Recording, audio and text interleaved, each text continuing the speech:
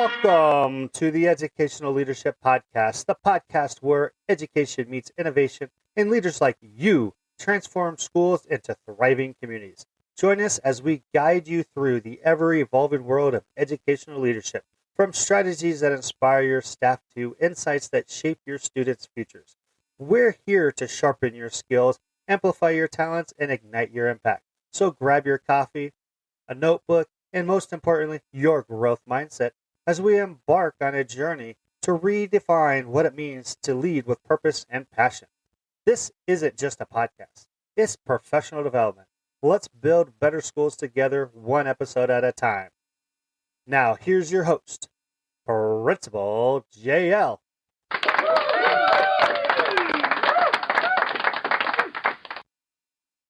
Today, I am thrilled to welcome to the show Dr. Darrin Peppard.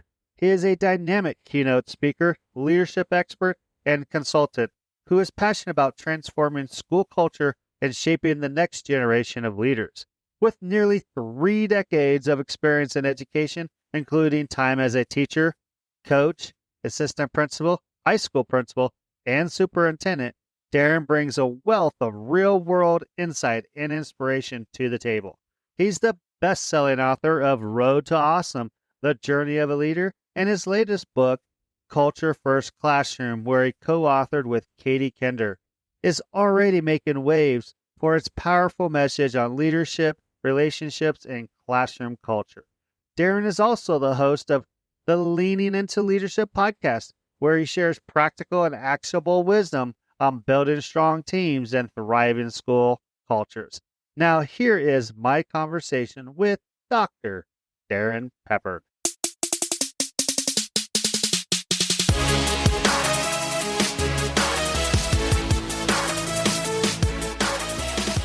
Welcome back, everybody, to another episode of the Educational Leadership Podcast. Today, I have Dr. Darrin Peppard in the house. Welcome, Darrin, to the show. Yeah, absolutely. Thanks, Jeff. I appreciate it, man. I'm looking forward to this conversation. All right, Darrin, I'm going to ask you the same question I ask everybody. What inspired you to become an educator? Yeah, it's an interesting story because coming out of high school, the last thing I would have told you I would be was a teacher. And honestly, in college, I kind of struggled. I bounced from one major to the other. I mean, I actually started as a physical therapy major. And very quick story on that. When I was a sophomore in high school, I was on the basketball team. I'm in the training room. It's Thanksgiving break. It's that Friday after Thanksgiving. I'm in doing some rehab on a ankle injury that I had. And Doug Flutie throws this miraculous pass to Gerard Phelan to beat Miami, Boston College in the Orange Bowl. And I saw it on TV in my trainer's room. And when I had to choose my first major, I'm like, hey, Trainer John's got a really cool job and he's got a TV in his office. I want to do that. Well, that didn't work out. And honestly, there were 3 or 4 other majors along the way, and I just couldn't find that calling for me. And a buddy of mine, one of my roommates in college, came home one day and he said, hey, would you come help me coach this basketball team? I kind of got roped into doing it. I was a wrestler in high school. I don't know what I'm doing. Will you come help me? I go to basketball practice with him the next day. Jeff, I was hooked. I was like, oh my gosh, this is what I want to do. I want to work with kids. And it wasn't high level basketball. It wasn't the X's and O's that got me. This was 5th grade girls basketball. So it was like bumblebee basketball, like everybody, swarming with the ball. That wasn't the thing. It was, wow, I want to work with kids. And went and saw my advisor the next day, changed my major for that next semester. And all of a sudden I had a focus. I had a direction. I wanted to work with kids. I wanted to be a head basketball coach, a goal that eventually I achieved. But really, it goes back to that moment in time. Such an odd way to find your path in life. But man, I was absolutely hooked. I loved coaching kids. Yeah, I know that's kind of very similar to my background, my story. It was really coaching that got me into becoming an educator. So that's something that you and I both share. So let's talk about, you found your passion. You want to be an educator. let's talk about getting into the classroom. What was the classroom like as a teacher? What are some things you learned just about yourself or about just the profession as you were teaching? I love this question because this is one nobody ever asked me. When I started as a classroom teacher, I wanted to be a high school teacher. My major was secondary science, and I really wanted to be a high school biology teacher. I wanted to be a head basketball coach, and the offer that came was a middle school job. And I thought, man, there's no way I would actually, at that particular school was a junior high. Like, man, I don't know that I want to teach junior high. But I'm a Wyoming kid, grew up in Wyoming. And when you grow up in Wyoming and you go to school at the University of Wyoming, more than likely you develop a complete disdain for icy cold weather. And so when this offer came at a school in Northwest Arizona, I jumped at the chance. And, when I first got into that classroom, first off, my principal, Betsy Parker, love her to the end of time, one of my greatest mentors, she hired me to teach 7th grade life science. I was excited. I'm going to come in. I get to teach biology. I mean, yeah, it's 7th grade, but that's okay. I'm excited. I get there and I find out I'm actually going to teach 8th grade physical science, which is not a strength of mine, and 8th grade math, which I'm probably the last person who should be teaching a math class. So, I mean, the lesson started before kids even walked in my door. And I think like for many teachers, especially who started in the mid 90s, it was, here are your keys. Good luck. Mm-hmm. And in the corner of my room, there was a stack of textbooks, and I didn't have any math textbooks, so I had no idea what I was doing there. Luckily, I had a couple of weeks to prep for that. But what I discovered, I think, more than anything, and it's probably, I'll give you 2 things that I discovered. Number one, you are not ready to do the job. I don't care what they did to prepare you in college until you go do the job. And I think this is true as administrators too, right? Until you actually do the job, you're not really ready to do the job. And the second thing, then this is the lesson that I've carried through my entire life. It's about relationships, build relationships with your kids. And that was one of the things I really leaned into. And I remember that first year as a classroom teacher, my very first formal observation happened to coincide with when I did my very first discipline referral. I had a kid who was mocking me and mimicking me the entire time.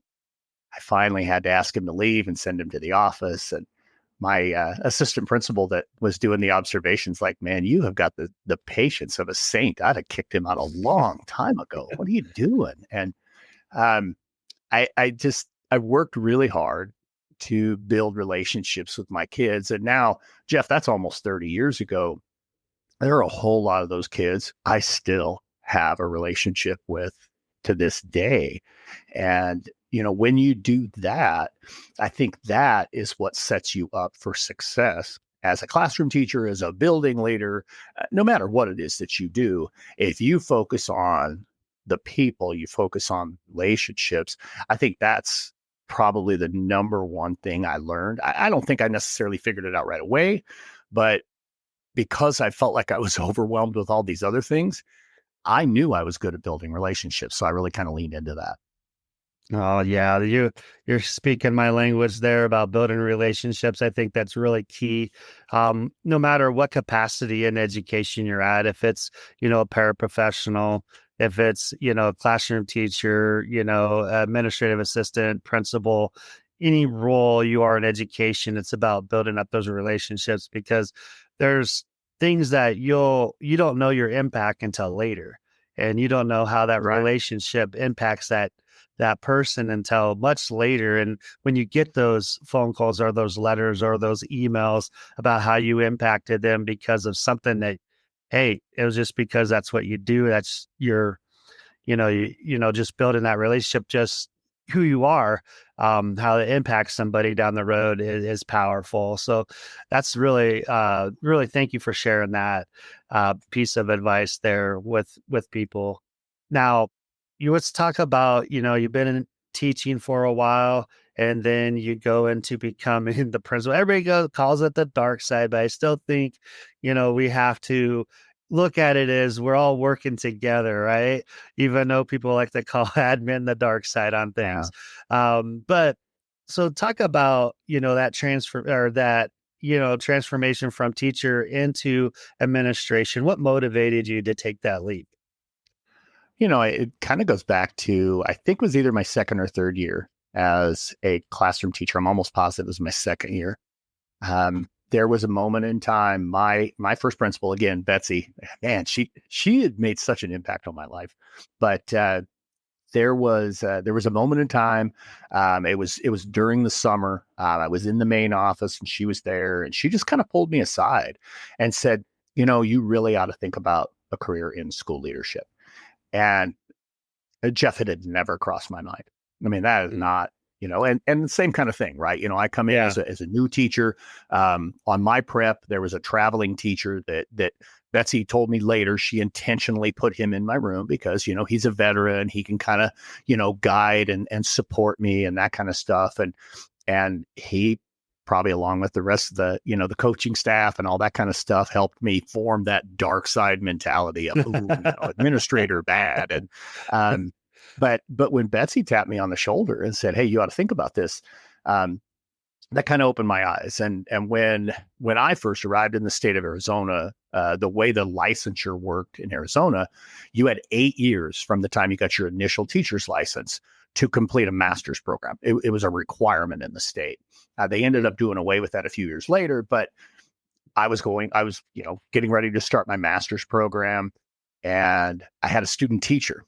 And so when you get a student teacher, a lot of times the university that you do this through will give you complimentary courses. And so Mm. I ended up having, I think, my first 4 courses paid for because I had 2 student teachers in a row. And I went ahead and started in the administrative, licensure program. And I think I had this moment where at this point I was a head coach.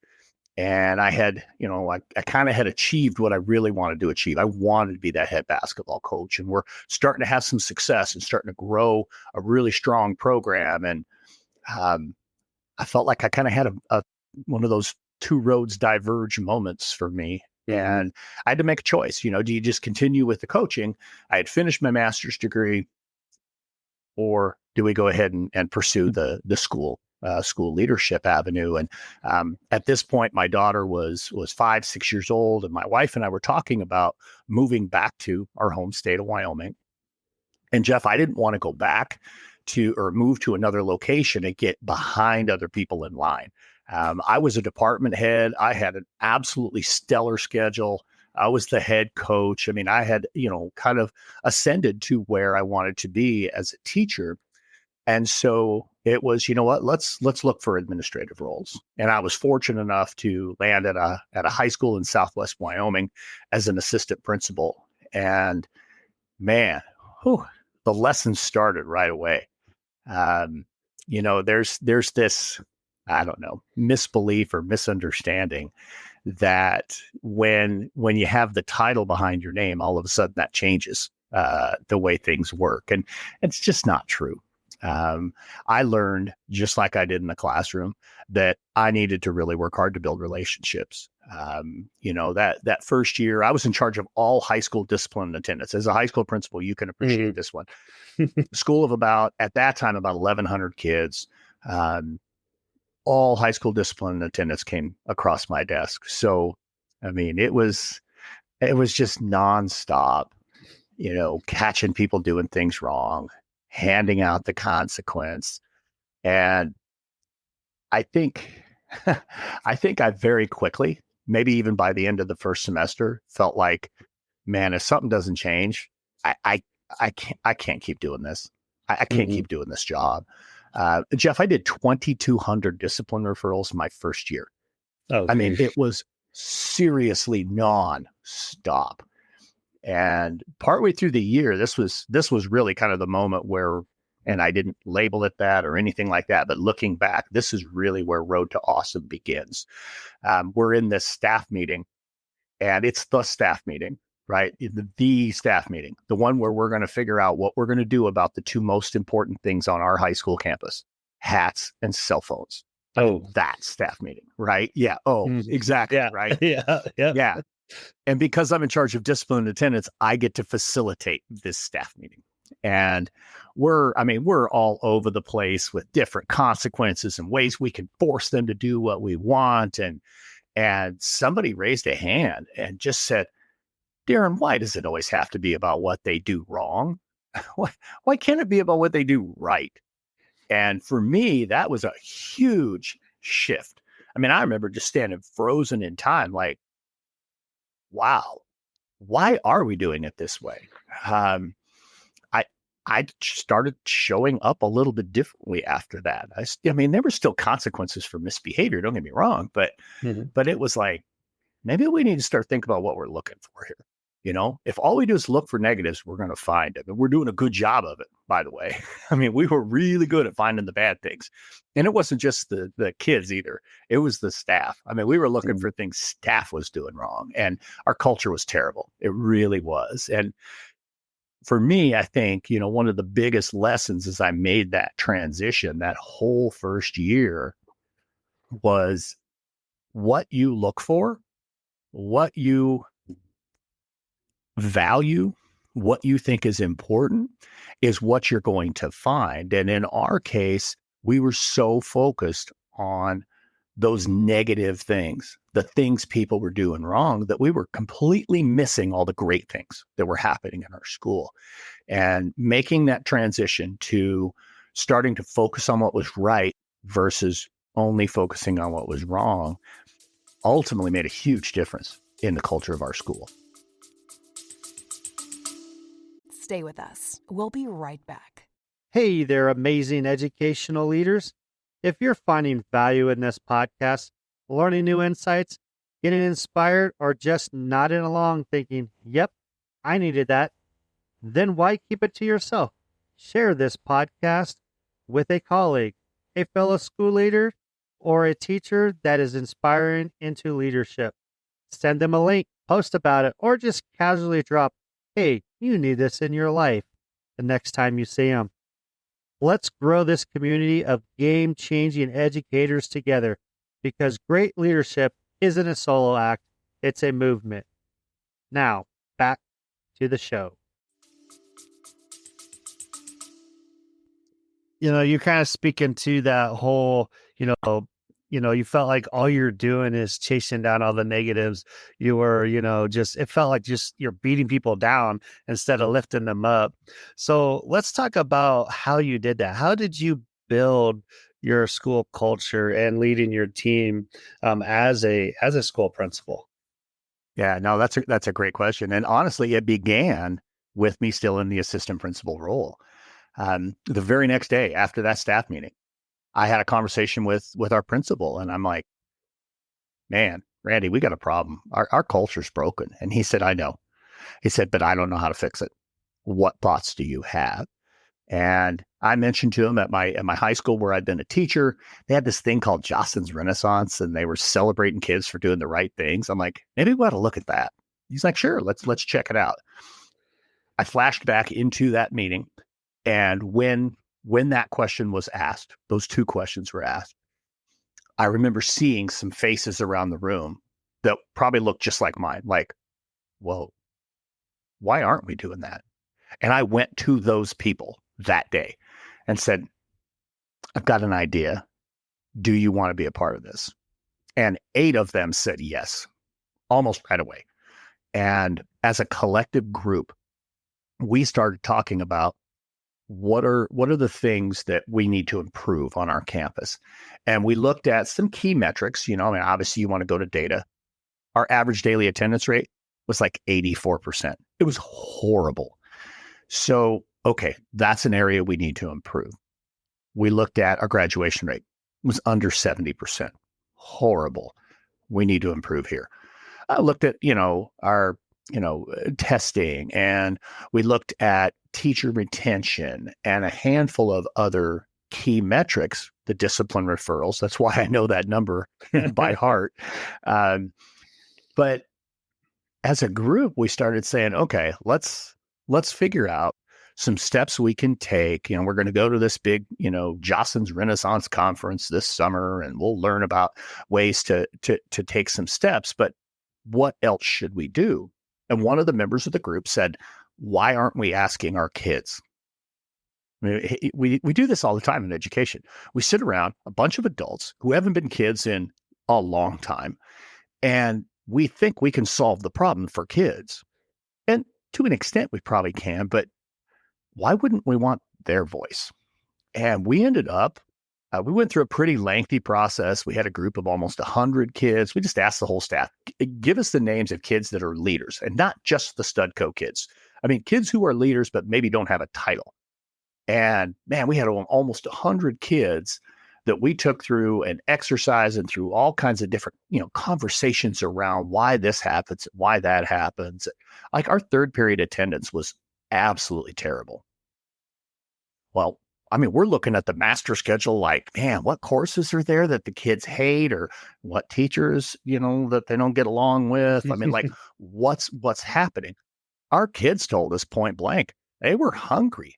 You see, teenagers, and maybe this isn't true at your high school, I'm pretty sure it is, they don't leap out of bed an hour in advance to go eat a nice, healthy breakfast on their way to school.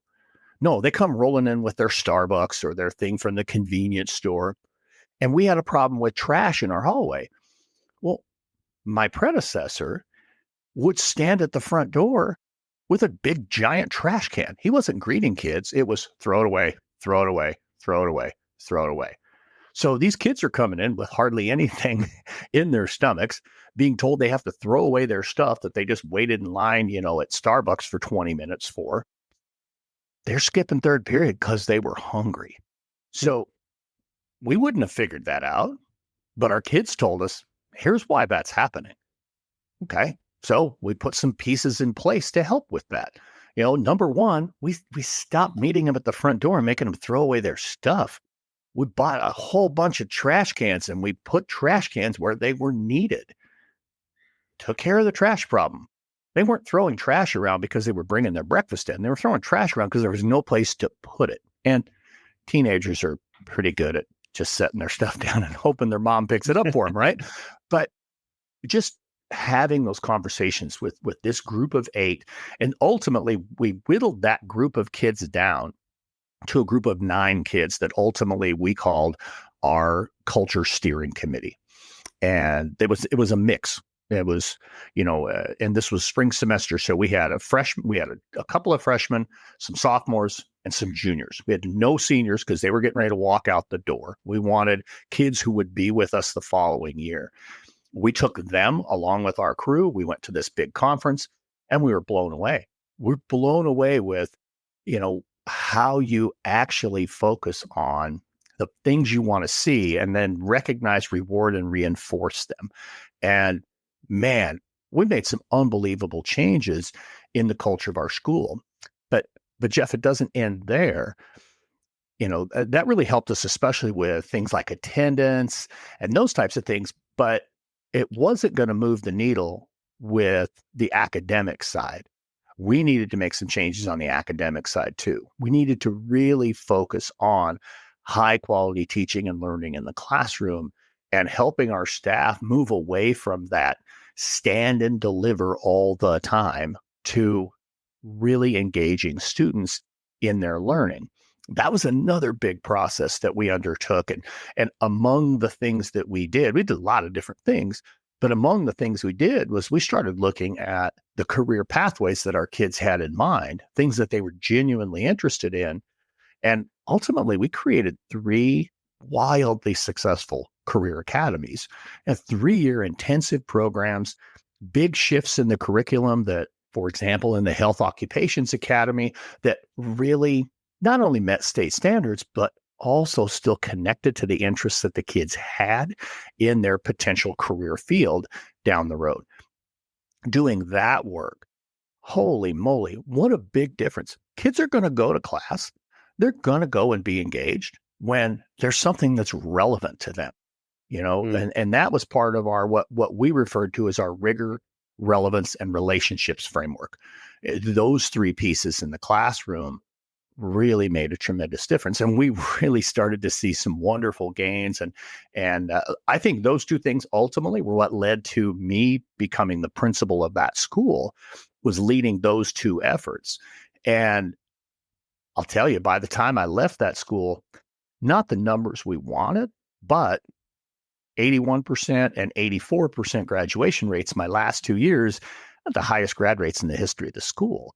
So I think and again, I've said relationships repeatedly through all of this. When you really work to get people into the mix, when you really work to listen to them and work towards things that make a difference, the collective culture of that school transformed tremendously from let's just use punishment to gain compliance to a place where I think for the most part, everybody felt seen and heard and valued and trusted. And that's, to me, that's kind of the secret sauce, if you will. Stay with us. We'll be right back. All right, educational leaders. You know how we tell our students feedback makes us better? Well, same goes for this podcast. If you've been getting value from this podcast, please take 60 seconds to leave a quick 5-star review.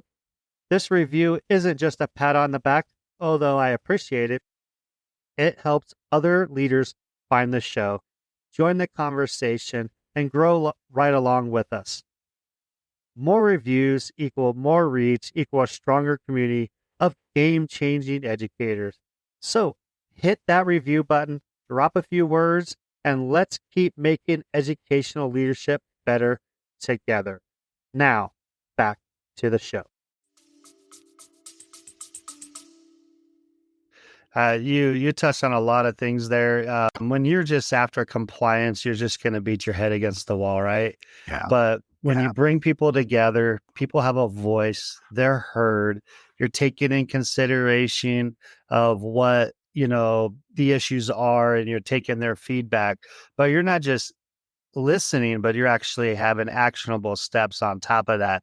I think that makes a huge difference in the shift in the mindset of a school culture and how you get people rally around and help everybody be successful in that environment. So really, that's really just a powerful story to share with people about how you go from, we're going to do all these things and I'm going to, make you compliant to we're actually building a culture and building each other up. So thank you for that. Yeah, So, absolutely. Let me add one thing to it real quick.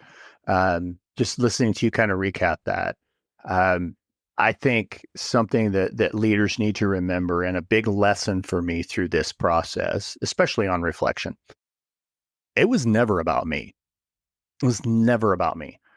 And I think when we as leaders either try to make it about us or think that it has to be about us, not necessarily like from an ego perspective, but from a we are the system, that's when those things fail. Or when that person leaves, they go away, because it isn't about the collective system. It's about just me as an individual. This is how I want things done.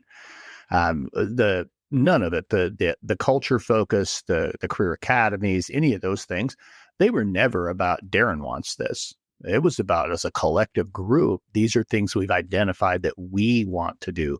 I was just really fortunate to be in the position to lead those particular efforts and work around a whole lot of great people. Yeah, no, and then I am right there with you. I know, being a building principal myself, I really don't like the shine. I mean, yeah, I'm leading efforts, but yeah, I try to give credit where it's due, and really, it's the collective effort that you have with your staff and your students that make the difference. And that's really, thank you for that, to bringing out that point, Darrin. You weren't just a teacher, assistant principal, but you also stepped into the superintendent role. So what motivated you? What led you to decide I'm going to become, the superintendent, of a district, after, spending some time at the building Right. level? I think it was a combination of things. When I transitioned from AP to principal, my first year and a half as principal, I was a nightmare. I was, for some reason, and honestly, in my second assistant principal role in that building, I was in charge of curriculum, instruction, special programs. I was the instructional leader of the school. But I got this crazy idea when I became the principal that I had to be everything, and I had to be the superhero, and I had to do everything for everyone. And a year and a half of that, whew, I had burned out. I'd gained a ton of weight. I wasn't taking care of myself. I had a cell phone in each hand all the time. It wasn't sustainable, and I was real fortunate. When our new superintendent came in after the one that hired me retired, he believed in leadership coaches, and he hired coaches for all of us. And honestly, Jeff, most of my peers, I think there were 13 buildings in the district at the time. I was the only big high school, but most of my peers were kind of offended. They kind of resented him for hiring coaches. But I was like, oh, please, I can't get my head above water. I need help. My coach really helped me figure it out. I mean, he helped me go from firefighter to truly the leader of my campus.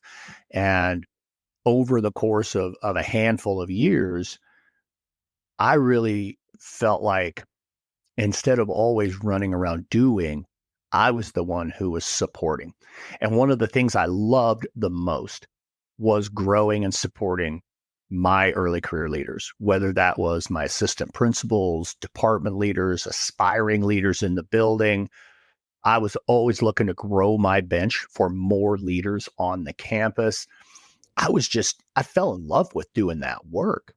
And I had this crazy idea that by being a superintendent, I could do more of that. Nothing could be further from the truth. But that was really the big reason. That, and of course, I mean, let's be honest, you kind of go through a progression. And for me, that was just, that's the next challenge. I had completed my doctorate degree. I'd been named National Educator of the Year. I'd been, State Principal of the Year. It's like, okay, what else can I achieve here? Look at where we are. I can set it up for the next person. I'm ready to go take this next challenge. And I enjoyed being a superintendent, but I did not love it as much as I loved being a high school principal. When I got into that superintendent role, I really did think I could, I'm going to coach leaders. I'm going to help them grow. And I ended up hiring coaches for my leaders because you just don't have that kind of time as a superintendent. It was a great opportunity, though, for me to learn at a different level of the system and to really understand so much more.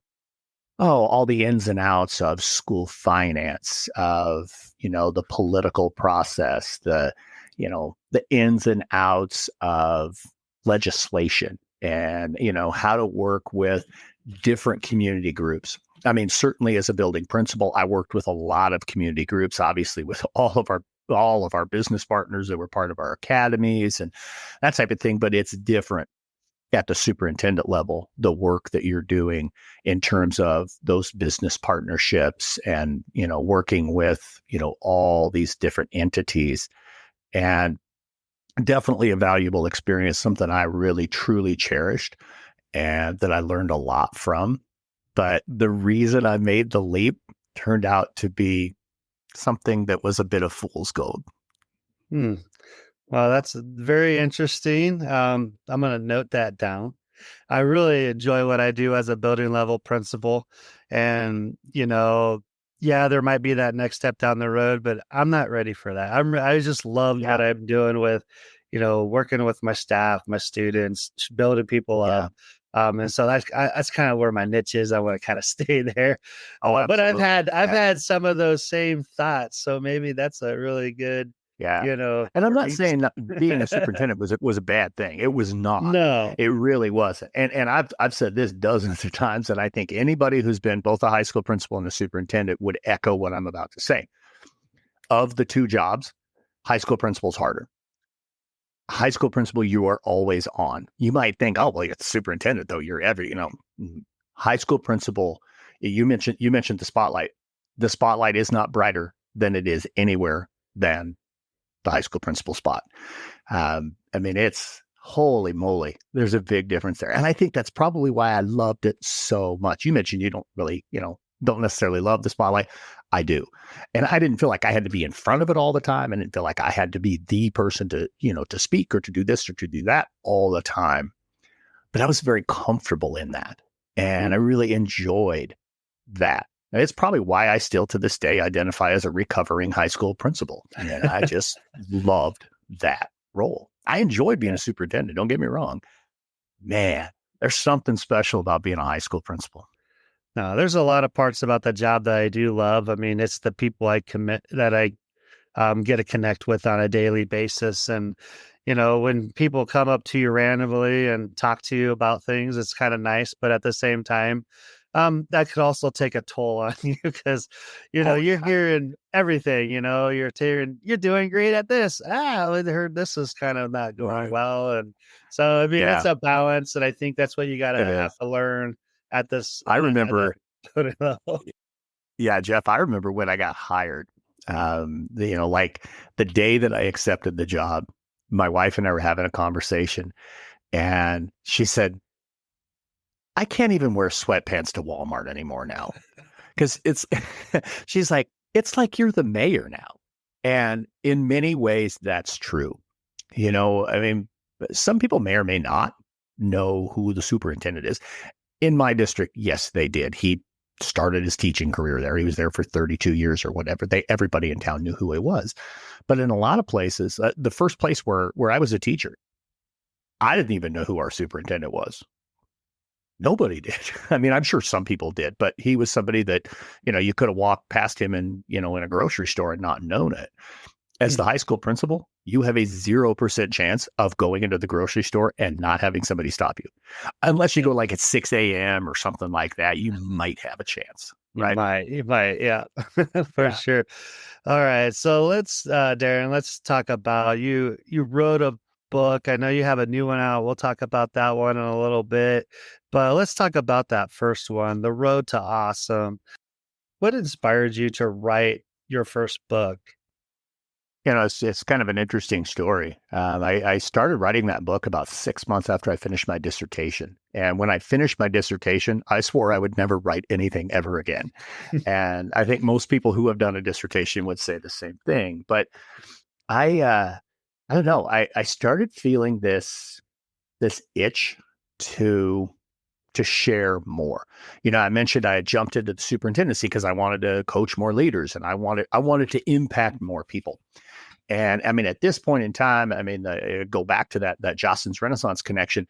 I'd been a part of their community for a long time. I'd built some great relationships with some people who are, at a global level now as educational speakers and authors and coaches. And I wanted to share my story. I felt like I had learned so much about leadership as a building administrator from my struggle times to when I kind of felt like I had it pretty well figured out.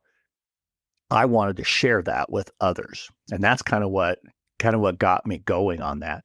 And to be honest with you, I struggled with it at first. I probably had 10 or 12 start-stop versions of what ultimately became the first edition of Road to Awesome. And I thought I had to have this like magic formula for leadership. Like, here's the magic formula, and a good friend of mine, a fellow Jocelyn's Renaissance Hall of Famer, Dr. Phil Campbell, told me one night, we were talking about it, and he said, just write your stories. Just write your stories. And those will make your point. Those will help you figure out exactly what your points are. And man, it just started flowing and flowing and flowing and flowing. I started thinking back to different stories about this and that and the other thing. And, some of the things that I've mentioned very quick in passing, the why does it always have to be about what they do wrong? And what is it that matters to you as a school leader? And the second edition of Road to Awesome, the one that's out now, to me, it was all about 6 key things to really be successful as a school leader. And in the book, one of the things I talk about, when I do this all the time with leadership training, I do, keynotes, all that kind of stuff. I challenge leaders to think about what truly matters to them. I had 6 things that mattered to me. And I don't necessarily, feel like people should agree with my 6. That's not what's important. What's important is that people as leaders are clear about what truly matters to them, and then that they go and be intentional about that work. And that's what really inspired me to write the first edition, but then to go back and do a second edition of that book, because the first edition had been out for about a year and a half, maybe 2 years. And I'd been doing a lot of speaking, a lot of leadership training at that point in time. And I felt like, okay, there are some things that we can do differently in that book. There are some things that I left out. There are some things that really don't need to be there. I think just like anything, and it probably even, you've discovered this with a podcast. Every episode that you do, you get a little clearer as, with the questions you ask and with where you want to go with things. Same thing was true with that book. I was really crystal clear with where I wanted that book to go. And so ultimately with that book, I just wanted to inspire leaders to understand that, you're not going to be perfect right away, but if you can get really clear about what matters to you, if you can be really intentional with your time, with your actions, with your communication, with your systems, then you also can find your own road to awesome, your own way to go and be successful, not just as a leader, but to help your school be successful. Stay with us. We'll be right back. Hey there, educational leaders. Are you enjoying the show? Have an idea, a burning question, or maybe a topic you would love for us to dive into? Well, we want to hear from you. That's right, your voice matters. Whether it's a suggestion for the next episode, feedback on how we're doing, or just a shout out to let us know you're loving the content. We made it super easy for you to connect with us.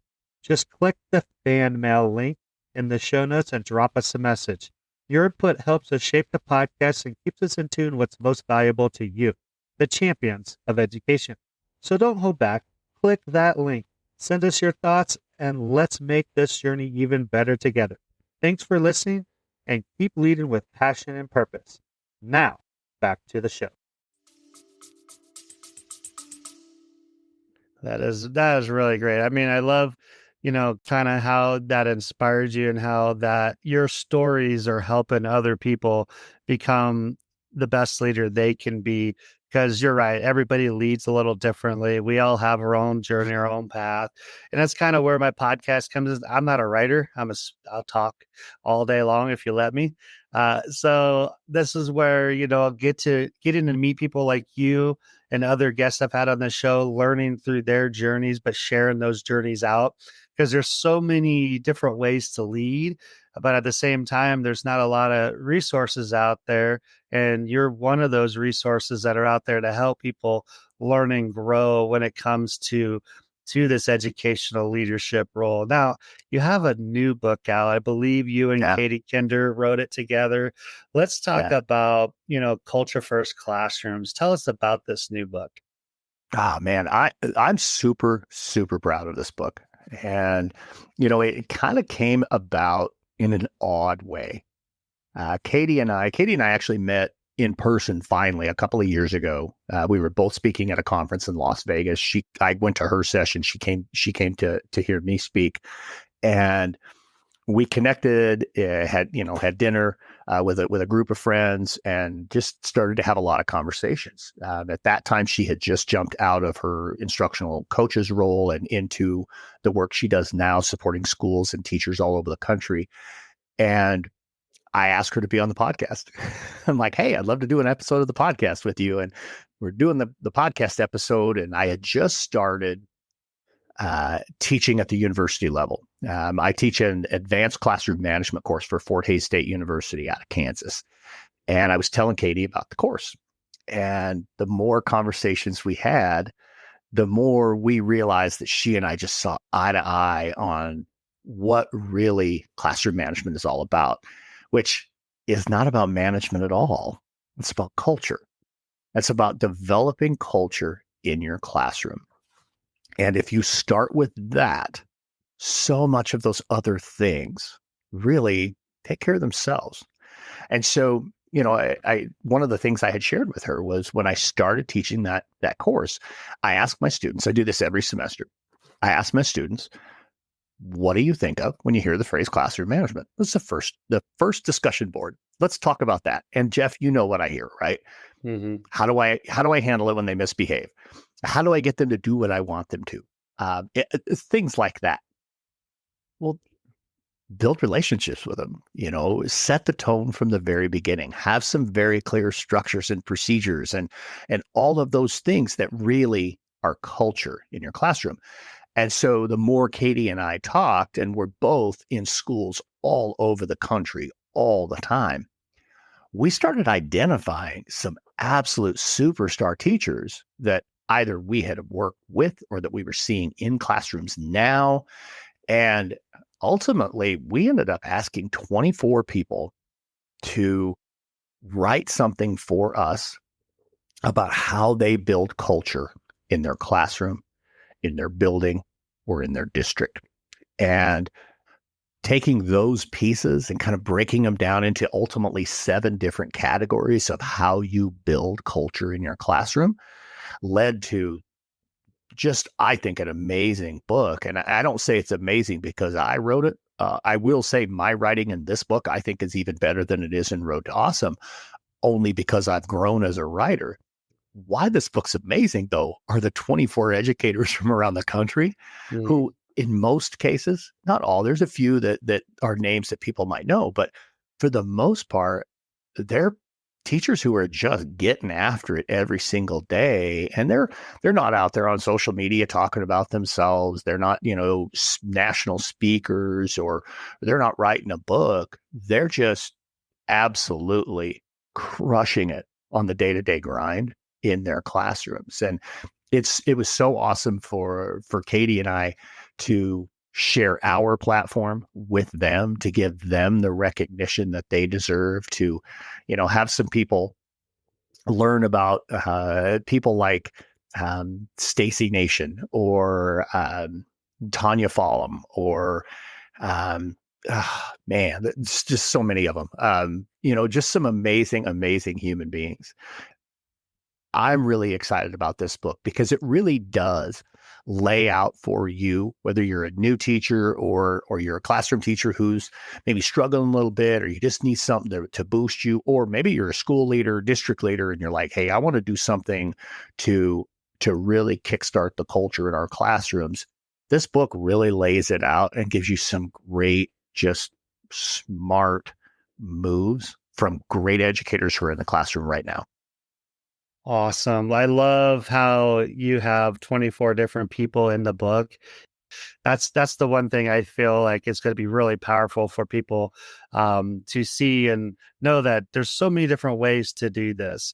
And, and being able to share their stories is really an empowering, impactful way. But you're also utilizing that collective efficacy you've talked about, where you get a bunch of people together and here's some ideas on how to build that classroom first culture. So, well, thank you guys for that book and writing that. And I'm going to recommend people to get it, and we'll put it down in the show notes for you as well. So, Darrin, let's talk about your work today. You're no longer a superintendent. You're a speaker. You coach. You consult.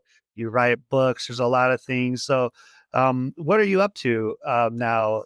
In this, day-to-day grind. You're a podcaster. You could talk about leaning into leadership. Great podcast. I recommend everybody to take a listen as well. So just tell us about what you're up to. Yeah, for sure. I appreciate that. So the work that we do here at Road to Awesome has quite a few buckets to it, but ultimately we are all about this. We are about helping educators, helping leaders get clear, be intentional, and walk in their purpose. And we do that in a handful of ways. You mentioned, the speaking and professional development that I do. Keynote speaking is something I think is just wonderful. It's a great way to share a message, but it also opens doors to work with individual leaders, to work with leadership teams, to work with schools and districts. And I provide a lot of professional development for leaders and leadership teams, and then also for school level teams through the Culture First Classroom stuff, to really figure out, where are we trying to go? What are the steps we're going to take to really be successful? And ultimately, how can we collectively be the best individuals that we are? How can we get ourselves on our own road to awesome? Couple that with certainly the coaching and consulting. There's a whole bunch of districts that I work with where I am working one-on-one or in small or large group with leadership teams or individual leaders, just to kind of help them through the day-to-day. So many leaders today, Jeff, have jumped into the position. And I mean, this is pretty typical. We get into the role. We don't know how to do the role until we go do the role, right? But I think in your journey and my journey, there were some other pieces along the way that when we had the opportunity to become assistant principal, whatever, we had some experience that made the transition a little bit easier. So many leaders today are moving so quickly into these roles that they really need that outside support. And a lot of leaders are finding out something that has been true in the business space, in the corporate space for a very long time. Having that other person to bounce things off of, that ear that can ask you good questions, can help guide you through different types of scenarios, having that coach makes such a difference. My coach, he saved my career. That's why I do what I do now. He saved my career. I might have even saved my life. I don't know. I was, like I said, gaining weight, not taking care of myself, working myself into the ground. So that's another avenue that we go about supporting leaders. Certainly, there's a lot of content that we develop. You mentioned, a couple of books. I'm working on a couple more books right now. But we also here at Road to Awesome have our own publishing branch where, we published books of, I think we're on our 35th or 36th book right now, with other educators around the world, because we want to help them get their voice out there, just like I've had the opportunity to get my voice out there. And then, the content stuff. I mean, we generate content like crazy around here. The podcast, typically we release between 5 and 6 episodes a month, every single Sunday, leaning into leadership. Is going to drop an episode, and we always have one special midweek or mid-month episode that'll drop on a Wednesday or a Thursday. I do a weekly blog. Jeff, I'm all about this. This is just simply who I am, and this is why I do everything that I do. I really believe every one of us has this unique ability to help the person that we used to be. And the person I want to help that I used to be is that struggling early career leader who just can't figure out how do I lead effectively? How do I stop running around putting out fires? How do I stop just acting like a crazy person and actually feel like, hey, I can get into classrooms. Hey, I can be the instructional leader. Hey, I know what my systems are doing. I know how to lead on my campus, in my district, in my business, whatever the case might be. I love to do that work. And we do it in just so many different ways here at Road to Awesome. And that's certainly grown over the years. When we first started, it was, it was a little bit of speaking, and now it has become, something that is quite a bit bigger and something that we're really proud of, and it continues to grow. Yeah. Hey, Darrin, that's great. I mean, to have people like you out there to help educational leaders and people to learn, grow, to coach them up, to give them resources, but also to support them and also to elevate them as well. I love that because, there are people out there that need people like you to come in and help them out. Like for me, I had Coach Angela Kelly was one person that kind of helped me through my educational journey. I met her through, listening just to a podcast in 2022 and working through that and just kind of figuring out, because I had a lot of questions, on what I was trying to do and where I was at, and being able to find resources in different ways. But then having, through this podcasting, I got to meet you. I got to meet a lot of other great people out there doing the work. And so I really appreciate the work that you are doing in helping Thank you. educational leaders. And I would tell people, man, just, you know, if you guys need somebody, Darren's here in Nebraska. He's living in Omaha, so he's right down the road Right. from where Yeah, I'm at. So, that's right. so give him a shout. So let's talk about how can people connect with you, Darrin, if they're interested in Yes, your work. absolutely. Yeah. So a couple of easy ways to get in touch with me. The website is roadtoawesome.net.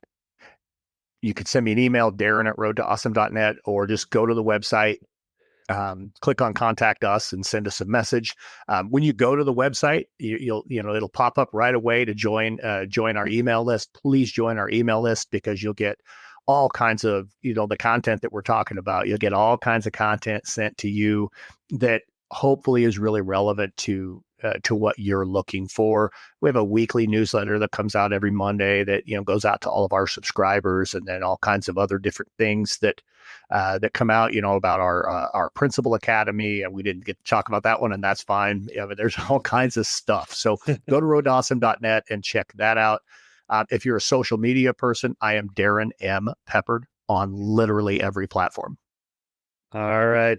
Yeah, I'm going to go ahead. I'm going to put those links and those things down in the podcast description, so the show notes, so people can find you real easily on those things. Well, Darrin, this has been a really great conversation. I enjoy bringing you on the podcast today to share your journey and all the great things that you are doing to help educational leaders. I really appreciate your time. I'd like to thank you for being on the show today. Absolutely, Jeff. I appreciate it. And thank you for the work that you're doing and getting this podcast out into the universe. There's always room for more leadership podcasts. So thanks so much for having me on. All right, Darrin, you have a great day. You too. Wow, what a great conversation with Dr. Darrin Peppard. I hope you got as much out of this conversation as I did. His passion for leadership, culture, and putting people first is both inspiring and actionable. If you enjoyed this episode, make sure to check out Darrin's books, Road to Awesome and Culture First Classrooms. And don't forget to listen to his podcast, Leaning into Leadership, for even more insight and inspiration. As always, thank you for tuning in to the Educational Leadership Podcast. If this episode resonated with you, please share it with someone who needs to hear it. Leave a review and subscribe so you don't miss out on future conversations like this one. Until next time, be 1% better.